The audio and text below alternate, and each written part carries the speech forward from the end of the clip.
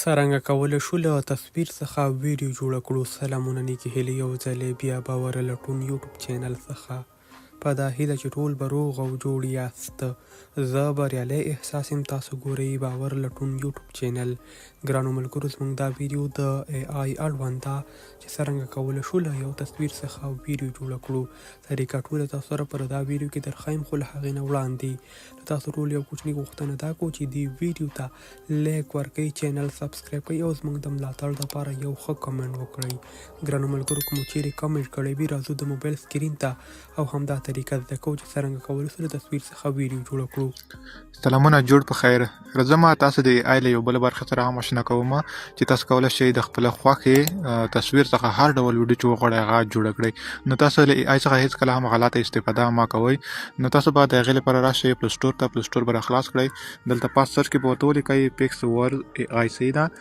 نو دغه یو چې دی دغه یو به راډاونلوډ کړئ. صحیح ده. که چیرې کې پلی سټور کې کار نه کولو نو تاسې له کروم براوزر څخه هم استفاده کولی شئ. د ویب سایټ لرې هلته هم تاسې دغه کې کار کولی شئ.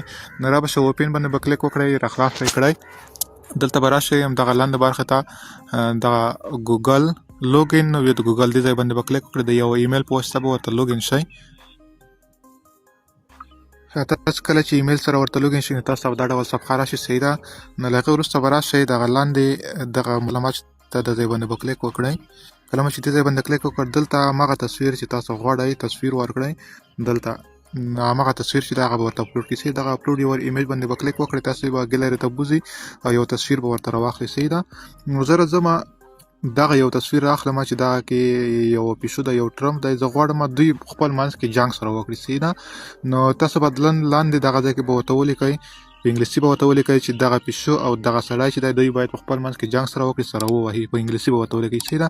که چیرې کې تاسو له انګلیسي سره بلدتیا نه لرئ نو تاسو باید چټ جی پی ټي نه مرسته وغواړئ. چټ جی پی ټي ته به راشئ. دلته چټ جی پی ټي ته به ولیکئ، په پښتو به ورته ولیکئ. همدغه جمله چې ده دغه په پښتو ورته ولیکئ چې یوه پیشو او یو سړی چې دی دوی باید په خپل منځ کې جنګ سره وکړي او دغه انګلیسي ته راته واړوه. صحیح ده. زه راځم دغه جمله درته ورته لیکم. ما دلته چټ جی پي ټي ته ولیکل چې دغه پیشو او د سړی باید یو بل سره ووهي. صحیح ده. لاندې مو ورته ولیکل چې دا انګلیسي ته راته واړوه. زه اوس ورته لیکم، دا به ماته انګلیسي ته چټ جی پي ټي چې ته واړوي. لږ انتظار کېږو چې انګلیسي ته وژباړل شي. ښه دغه دا لاندې وګورئ، ماته انګلیسي ته دغه وژباړله. صحیح ده. زه راځم دغه اوس کاپي کوم.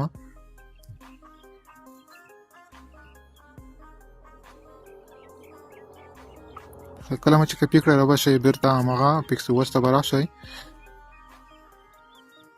هماغه جمله چې ده دلته به یې ورته پیسټ کړئ دغه ځای کې. صحیح ده. کله مو چې ورته پیسټ کړه نو له هغې وروسته به دغه ځای ته راشئ، دغه کریډ باندې به کلیک وکړئ. صحیح نه. نو تاسو نه په هر ویډیو باندې 25 کریډټ چې دی هغه کټ کوي. نو لومړی کې تاسو ته تر 80 پورې کریډټ درکوي. کله چې هغه ختم شي بیا پرې نشئ جوړولی نو تاسو باید له یو بل ایمیل سره ورته لوګین شئ. نو بیا په هغې کې بیا هم پرې کولی شئ. نو کریډ باندې به کلیک وکړئ، لږ به ورته انتظار شئ. ښه له هغې وروسته به راشئ همدغه لاندې مین اپشن ته دغه کونج کې اپشن چې دی دغه ځای ته به راشئ، دې ځای باندې به کلیک وکړئ. دلته زموږ ویډیو چې ده تر اوسه پورې په پروسس کې ده، ښه دغه ده بشپړه شوه. نو زه راځم اوس یې پلی کوم چې څنګه ویډیو موږ ته جوړه کړې ده.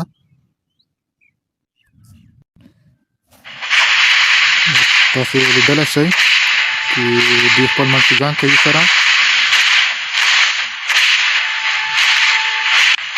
نو په دې طریقه تاسو کولی شئ په ای آی باندې دا ډول ویډیوګانې جوړې کړئ. نو له ای آی څخه غلطه استفاده مه کوئ.